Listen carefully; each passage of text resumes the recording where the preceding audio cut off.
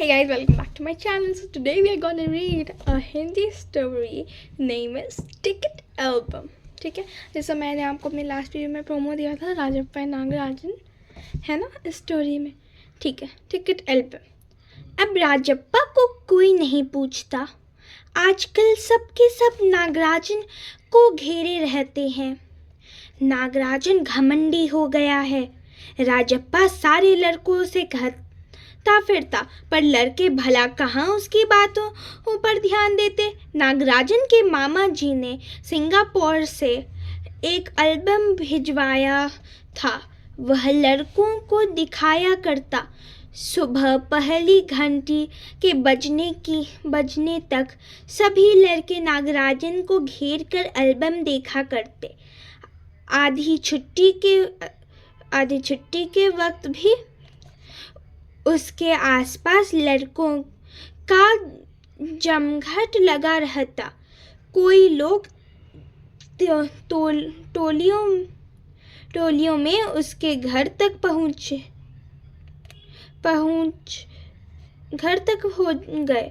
नागराजन शांतिपूर्वक सभी को अपना एल्बम दिखाता, पर किसी को हाथ नहीं लगाने देता. एल्बम को गोद में रख लेता और एक एक पत्रा पलटता. लड़के बस देखकर खुश होते. देखो यहाँ पे वो सबको दिखा रहा है, ये वाली इधर फोटो में, और इधर भी देख सकते हो, है ना. अगला पेज देखते हैं. ठीक है, और तो और कक्षा की लड़कियां भी उस एल्बम को देखने के लिए उत्सुक थी. पार्वती लड़कियों की अगुआ बनी और एल्बम मांगने आई. लड़कियों में वही तेज तर्रार मानी जाती थी. नागराजन ने कवर चढ़ाकर एल्बम उसे दिया. शाम तक लड़कियां एल्बम देखती रही, फिर उसे वापस कर दिया. अब राजप्पा के एल्बम को कोई पूछने वाला नहीं था. वाकई उसकी शान अब घट गई थी.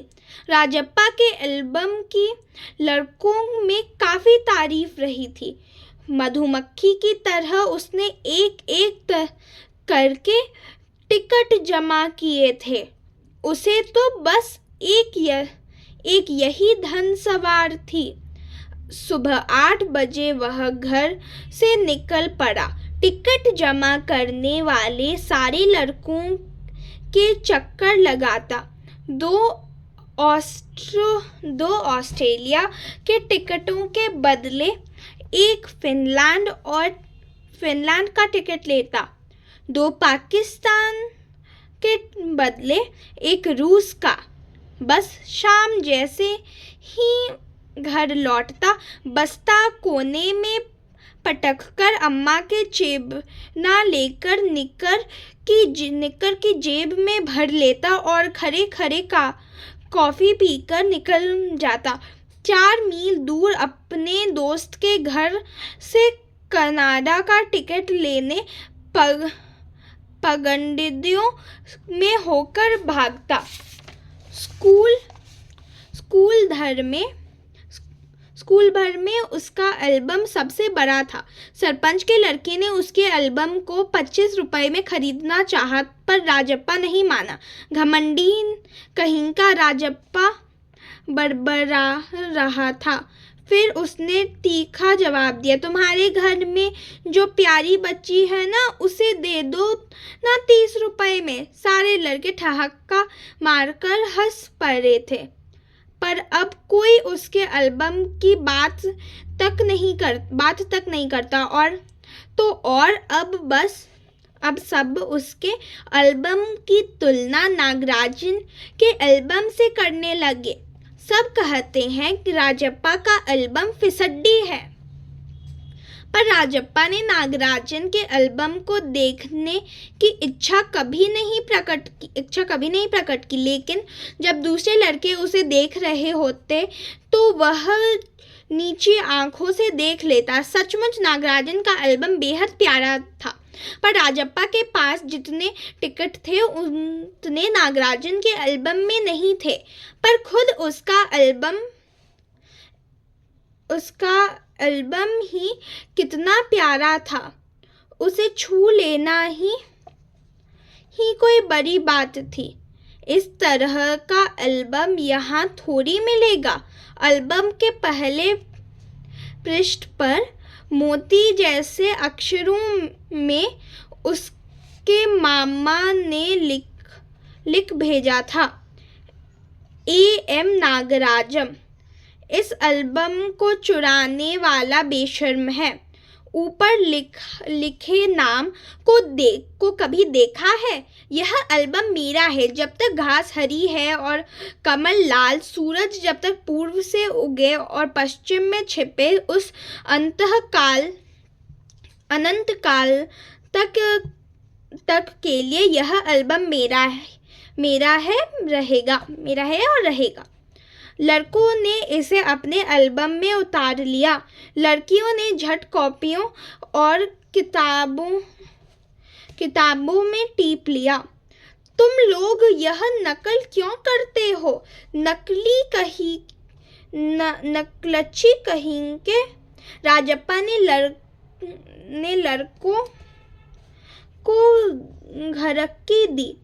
सब चुप रहे, पर कृष्ण से नहीं रहा गया। जा जलता है इस्राएलू कहीं का। मैं काहे को जलूं? जल ले तेरा खानदान। मेरा एल्बम उसके एल्बम से कहीं बड़ा है। राजप्पा ने शान भगारी। अरे उसके पास जो टिकटें हैं वह है कहीं तेरे पास? सब क्यों? बस एक इंडोनेशिया का टिकट दिखा दो। अरे पानी भरोगे? हाँ, कृष्ण ने छेड़ा। पर मेरे पास जो टिकट है वह हाँ है उसके पास। राजप्पा ने फिर ललकारा। उसके पास जो टिकट है वही दिखा दो। कृष्ण भी कम नहीं था। ठीक है, 10 रुपए की शर्त। मेरे वाले टिकट दिखा दो। तुम्हारा एल्बम कूड़ा है, कृष्ण चीका। हाँ कूड़ा। लड़के जैसे कोरस गाने लगे। राजप्पा को लगा अपने एल्बम के बारे में बातें करना फालतू है। उसने कितनी मेहनत और लगन से टिकट बटोरे हैं। सिंगापुर से आया इस एक पार्सल ने नागराजन को एक ही दिन में मशहूर कर दिया। पर दोनों में कितना अंतर है, ये लड़के क्या समझेंगे? राजप्पा मन ही मन कुर रहा था। स्कूल जाना अब खलने लगा था और लड़कों के समाने जाने में शर्म आने लगी। आमतौर पर शनिवार और रविवार को टिकट की खोज में लगा रहता, परंतु अब घर घुसा हो गया था। दिन में कई बार एल्बम को पलटता लगा रहता, परंतु अब घर कहाँ गया? और लड़कों के समाने जाने में आमतौर पर दिनों में कई बार एल्बम को पलटता रहता। रात को लेट जाता। सहसा जाने क्या सोचकर उठता। ट्रंक खोलकर एल्बम निकालता और एक बार पूरा देख जाता।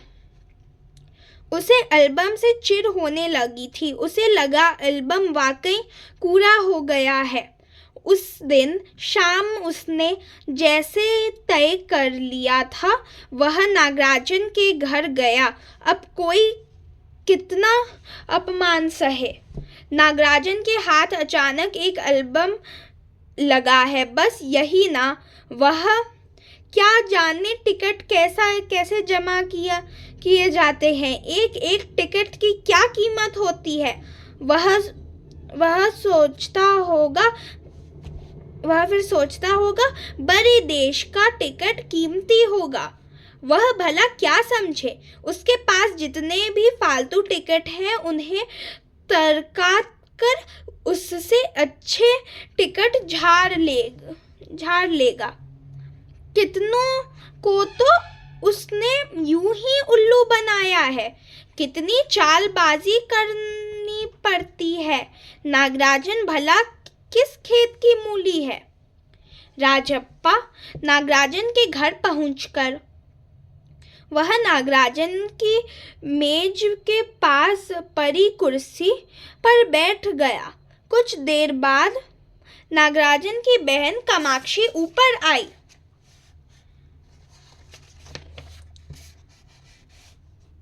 भर में उसका एल्बम भैया शहर गया है। अरे हाँ, तुमने भैया का एल्बम देखा? उसने पूछा। राजप्पा को हाँ कहने में हेकरी हो रही थी। बहुत सुंदर एल्बम है ना? सुना है स्कूल भर में किसी के भी पास इतना बड़ा एल्बम नहीं है। तुमसे किसने कहा? भैया ने। वह कुर गया। बड़े से क्या मतलब हुआ? आकार में बड़ा हुआ तो एल्बम बड़ा हो गया। उसकी चिड़चिड़ाहट साफ थी। कामाक्षी कुछ देर तक वहीं रही, फिर नीचे चली गई। राजप्पा मेज में बिखरी किताबों को टटोलने लगा। अचानक उसका हाथ दराज के ताले से टकरा गया। उसने ताले को खींचकर देखा, बंद था। क्यों न उसे खोलकर देख लिया जाए। मेज पर से उसने चाबी ढूंढ निकाली। सीढ़ियों के पास जाकर उसने एक बार झांक कर देखा, फिर जल्दी से दराज खोली। एल्बम ऊपर ही रखा हुआ था। पहला पृष्ठ खोला। उन वाक्यों को उसने दोबारा पढ़ा। उसका दिल तेजी से धड़कने लगा। एल्बम को झट कमीज के नीचे खोस लिया और दराज बंद कर दिया। सीढ़ियां उतरकर घर की ओर भागा। घर जाकर सीधा पुस्तक की अलमारी के पास गया और पीछे की ओर एल्बम छिपा दिया। उसने बाहर आकर झांका। पूरा शरीर जैसे जलने लगा था। गला सूख रहा था और चेहरा टमटमाने लगा था। रात 8 बजे अप्पू आया। हाथ पांव हिलाकर उसने पूरी बात कह सुनाई। सुना तुमने? नागराजन का एल्बम खो गया। हम दोनों शहर गए हुए थे। लौटकर देखा तो एल्बम गायब। राजप्पा चुप रहा। उसने अप्पू को किसी तरह टाला। उसके जाते ही उसने झट कमरे का दरवाजा भिड़ा लिया और अलमारी के पीछे से एल्बम निकालकर देखा। उसे फिर छिपा दिया। डर था कहीं कोई देख न ले। रात में खाना नहीं खाया। पेट जैसे भरा हुआ था। सारा घर चिंतित हो गया। उसका चेहरा भयानक हो गया था। रात उसने सोने की कोशिश की पर नींद नहीं आई। एल्बम सिरहाने तकिए के नीचे रखकर सो गया। सुबह अप्पू दोबारा आया। राजप्पा तब भी बिस्तर पर बैठा था। अप्पू सुबह नागराजन के घर होकर आया था। कल तुम उसके घर गए थे? अप्पू ने पूछा। राजप्पा की सांस जैसे ऊपर की ऊपर और नीचे की नीचे रह गई। फिर सिर हिला दिया। वह जिस तरह चाहे सोच लो। कामाक्षी ने कहा था कि हमारे जाने के बाद खाली तुम वहां आए थे। अप्पू बोला। राजप्पा को समझते देर नहीं लगी कि अब सब उस पर शक करने लगे हैं। कल रात से नागराजन लगातार रोए जा रहा है। उसके पापा शायद पुलिस को खबर दे, अप्पू ने फिर कहा। राजप्पा फिर भी चुप रहा। उसके पापा डीएसपी के दफ्तर में ही तो काम करते हैं। बस वह पलक झपक दे और पुलिस की फौज हाजिर। अप्पू जैसे आग में घी डाल रहा था। यह तो भला हुआ कि अप्पू का भाई उसे ढूंढता हुआ आ गया और अप्पू चलता बना। राजप्पा के पापा दफ्तर चले गए थे। बाहर का किवाड़ बंद था। राजप्पा अभी तक बिस्तर पर बैठा हुआ था। आधा घंटा गुजर गया और वह उसी तरह बैठा रहा। तभी बाहर की सांकल खटकी। पुलिस! राजप्पा बड़बड़ाया। पुलिस? ऐसे तो उसके बाद भीतर सांकल लगी थी। दरवाजा खटखटने की आवाज तेज हो गई। राजप्पा ने तकिए के नीचे से एल्बम उठाया और ऊपर भागा। अलमारी के पीछे छिपा दे। नहीं, पुलिस ने अगर तलाशी ले ली तो पकड़ा जाएगा। एल्बम को कमीज के नीचे छिपाकर वह नीचे आ गया। बाहर का दरवाजा अब भी बज रहा था। कौन है? अरे दरवाजा क्यों नहीं खोलता? अम्मा भीतर से चिल्लाई। थोड़ी देर और हुई तो अम्मा खुद ही उठकर चली आएंगी। राजप्पा पिछवाड़े की ओर भागा। जल्दी बाथरूम में घुसकर दरवाजा बंद कर लिया। अम्मा ने अंगीठी पर गरम पानी की देगची चढ़ा रखी थी। उसने एल्बम को अंगीठी में डाल दिया। एल्बम जलने लगा। कितने प्यारे टिकट थे। राजप्पा की आंखों में आंसू आ गए। तभी अम्मा की आवाज आई, जल्दी से आ तो नहाकर। नागराजन तुम्हें ढूंढता हुआ आया है। राजप्पा ने निकर उतार दी और गीला तौलिया लपेटकर बाहर आ गया।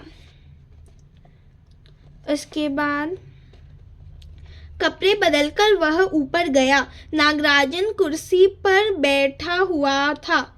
उसे देखते ही बोला, मेरा एल्बम खो गया है यार। उसका चेहरा उतरा हुआ था।